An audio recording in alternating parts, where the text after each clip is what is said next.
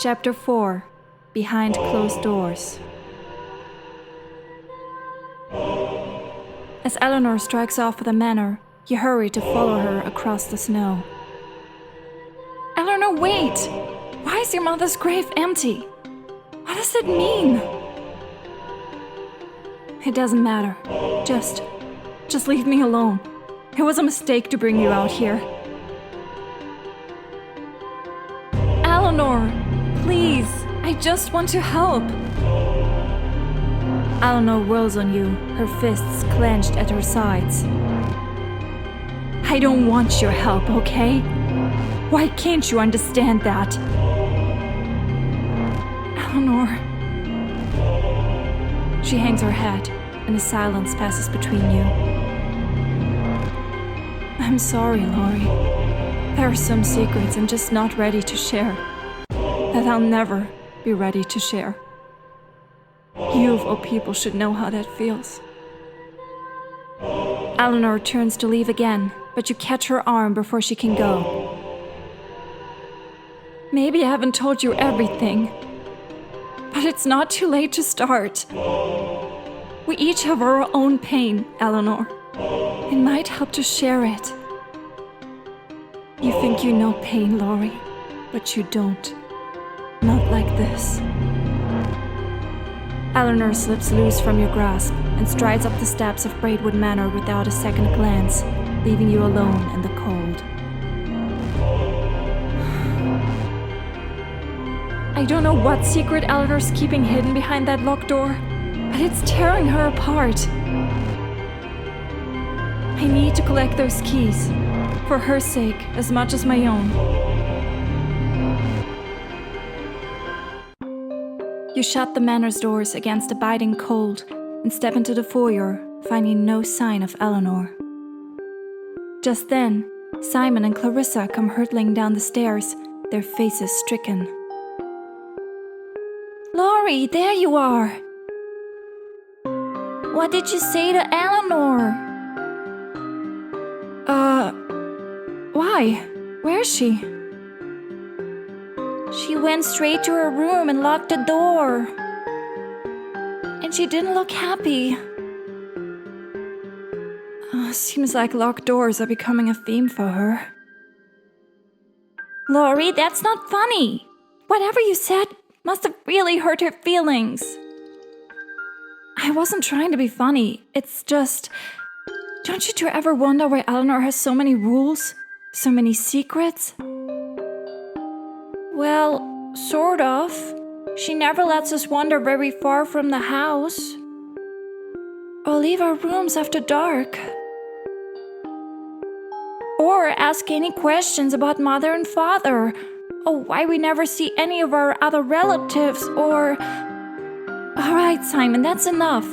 We see what you're getting at, Laurie. Good. Then you see why I need to get Thomas's key. I need to find out what's behind that door.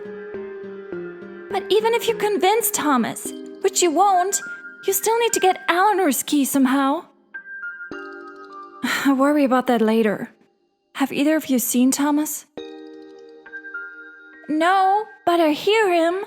He must be practicing piano in the parlor. Not a good time to disturb him. He's not very talkative at the best of times, but when he's practicing... Once I asked him to play with me when he was at the piano, and he shut me in the pantry for 5 whole minutes. I nearly starved to death. Well, that's a risk I'm willing to take. Leaving Clarissa and Simon in the foyer, you enter the parlor to find Thomas playing a lovely melody on the piano. You stand quietly in the corner, waiting for him to finish. Then he hits a wrong chord, the discordant notes jarring him out of the piece. Damn it! Stupid song. I'll never learn it. You awkwardly clear your throat, and Thomas turns around on the bench to face you. What do you want? Hello to you too. What song is that? What does it matter? I'll never be able to play it anyway. Why not? Because it's a duet, and the only other person in this family who can play worth a damn went off to war years ago. You mean your father? Thomas turns back towards the piano, his shoulders slumped. Yes, I mean my father. We were learning this piece when he left. And he hasn't come back. You sit beside Thomas on the bench, and he flinches away from you. What are you doing? I'm going to play the other part, Thomas. I know I'm not your father, and I probably can't play as well, but at least you'll be ready for him when he comes home. Thomas glares suspiciously at you. What is this about? What do you want from me? If you want me to talk about my feelings, you can forget it. We're not going to be friends. Then we don't have to talk. We can just play. You turn to face the sheet music, and out of the corner of your eye, you see Thomas do the same. Okay then. The chords you need to play are C minor, G minor, and A flat in that order. Ready? Okay. Let's take it from the top.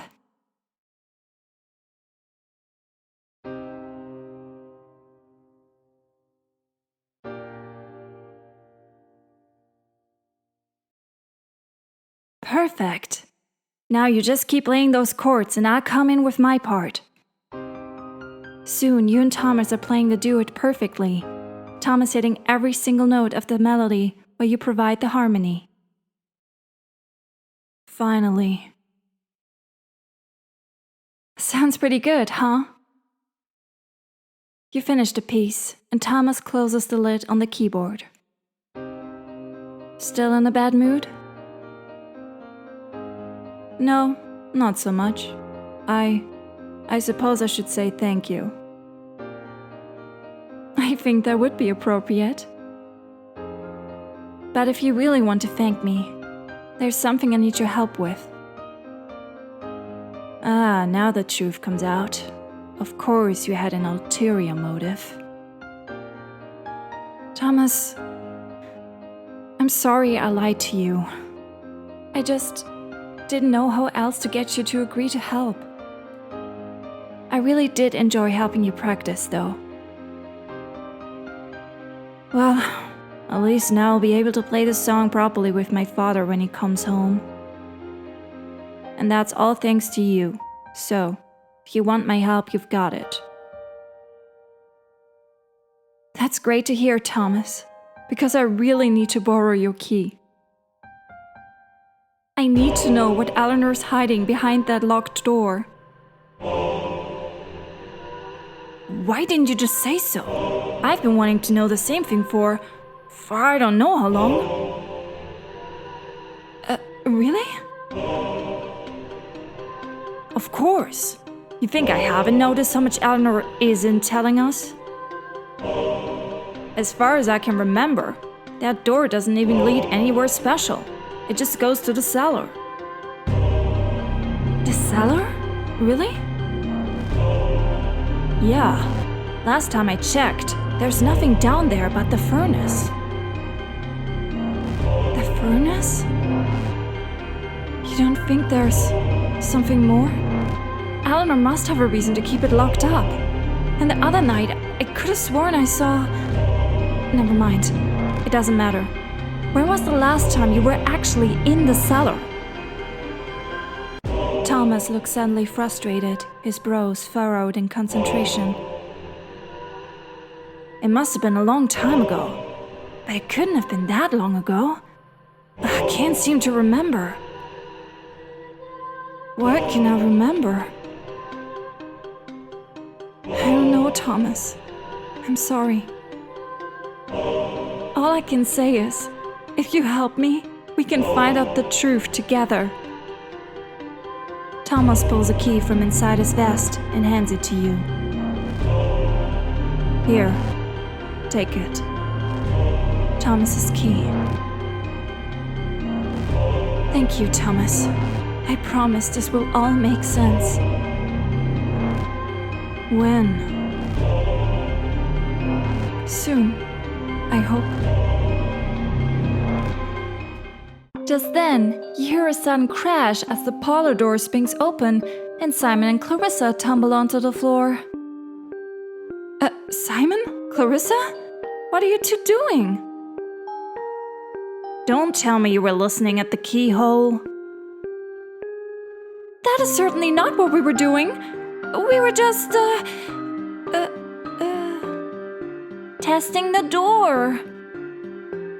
It works.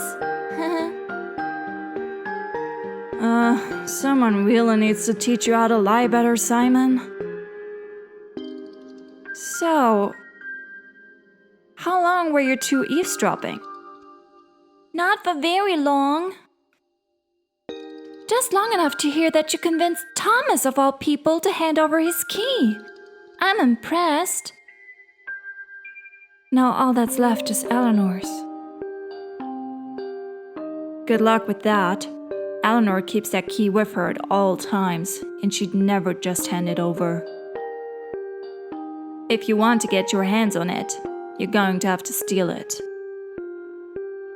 You move to the parlor window and stare out at the crisp field of snow beyond.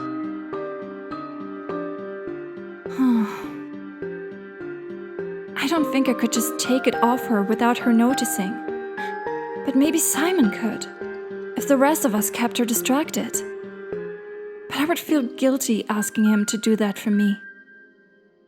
Then again, I could always take it from her in her sleep. It would mean betraying her trust, but I would only be doing it to help her. And it would be nice to be alone with her.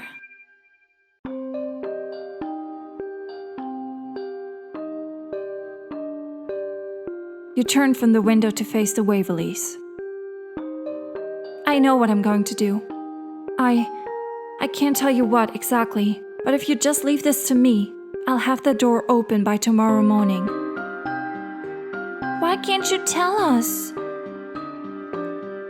It's complicated, but it will work, I think. Great, that's reassuring. Just promise us this. Whatever you find out, you three will be the first to know. I promise. I don't know what Eleanor's hiding, but whatever it is, some secrets are too big for just one person. Wish me luck.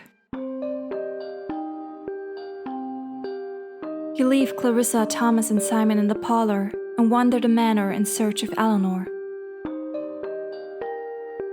As you cross the foyer, you look up to see Eleanor peering down from the second-floor landing. There you are! Can we talk? I don't think I'm ready to talk to you, Laurie. Eleanor disappears from view, and you hurry up the stairs to keep up with her. Eleanor, wait, please! I'm sorry for pressuring you earlier. I didn't mean to make you so upset. Eleanor turns at the end of the hall, looking reproachful. I know you didn't mean to, Laurie, but you did. I'm not just some mystery for you to solve.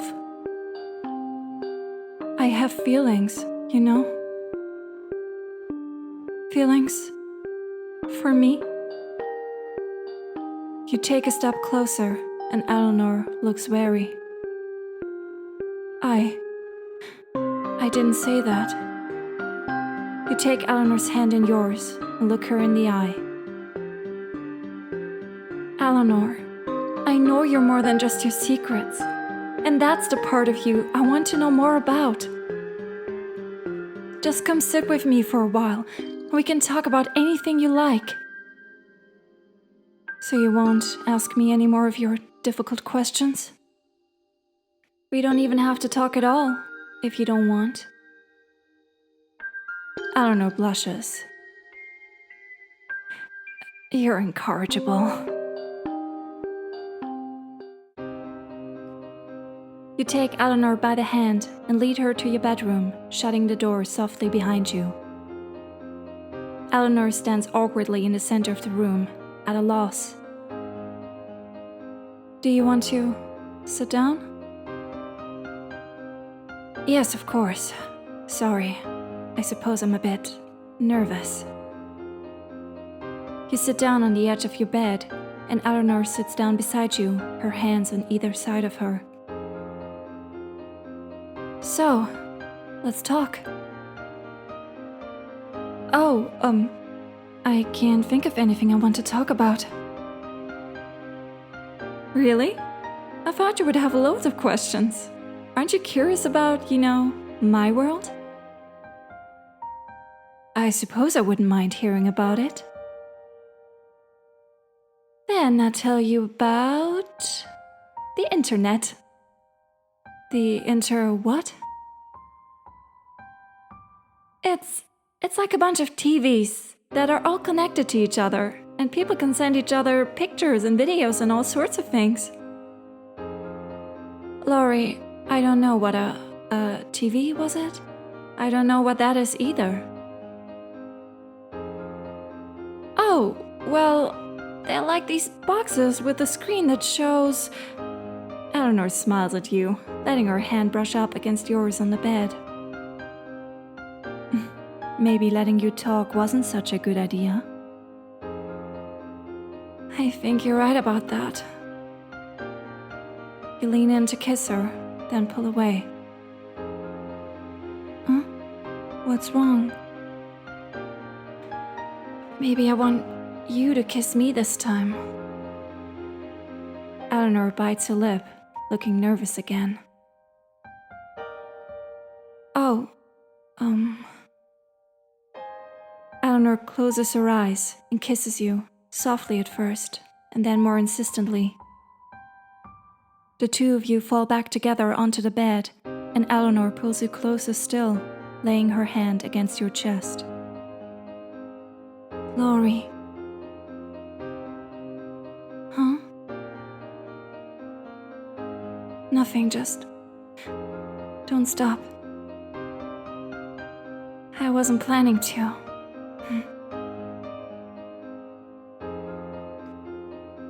Later, you and Eleanor lie tangled in your bed sheets, the snow falling gently against the window panes.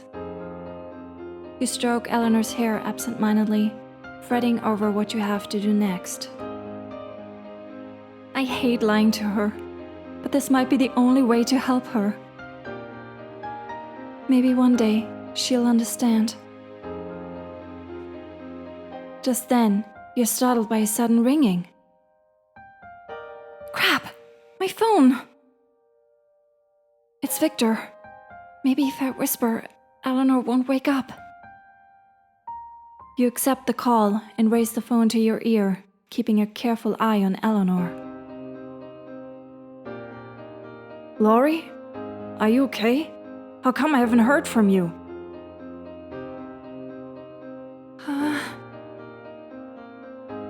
Hello? Victor? It's Laurie. I can't hear you. There's a ton of white noise or something. Maybe the weather causing problems. Look, if you can hear me out there, I'm getting worried about you. I'm going to drive up tonight to get you. I know you said not to come until you called, but I haven't heard anything from you. You shouldn't be alone up there, Laurie. Just wait for me. I'll be there in a few hours. You exhale as the line goes dead, your pulse racing. This just got a lot more urgent. Taking care not to wake Eleanor, you slip a hand inside her dress pocket and close it around a smooth metal key. Got it! You slowly withdraw your hand from Eleanor's dress, watching her face for any sign of detection. Her brows knit in sudden irritation, and you...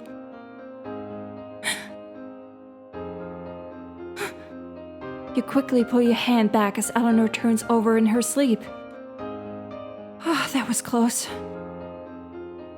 You open your hand and look down at the brass key sitting in your palm. Eleanor's key.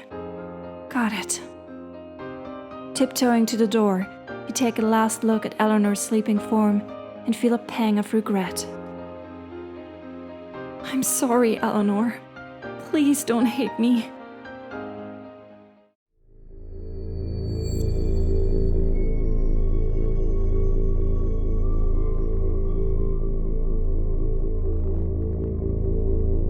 With all 4 keys in your possession, you stand before the locked door, the shadows pooling around you in the dark hallway. I don't know what I'm about to uncover, but there's no way it's anything good. I just hope I'm doing the right thing. You insert the first key into the first lock, and it opens with a soft click. One by one, the locks fall away until none remain. The door remains still and silent, with no trace of the sound and fire of the previous night. All right, Eleanor. Let's see what you're hiding. The door swings open and you find yourself at the top of a flight of stone steps leading into the cellar. Across the room, the embers flare in a squat iron furnace, filling the cellar with an angry red light. Thomas was right. It really is just a cellar. So why did Eleanor want it locked up? What was she so afraid of? Just then, you hear a grating screech as the furnace door swings open on rusted hinges. What the? Then you hear it, the weeping from the night before, a muffled, hysterical sobbing that seems to come from deep within the furnace itself. A skeletal hand emerges from the red throat of the furnace, its bony fingertips scrabbling on the cellar's stone floor. Oh my God! A hideous skull with long, stringy hair comes next. Then another hand, until finally the horror pulls itself free of the furnace. Where are my children?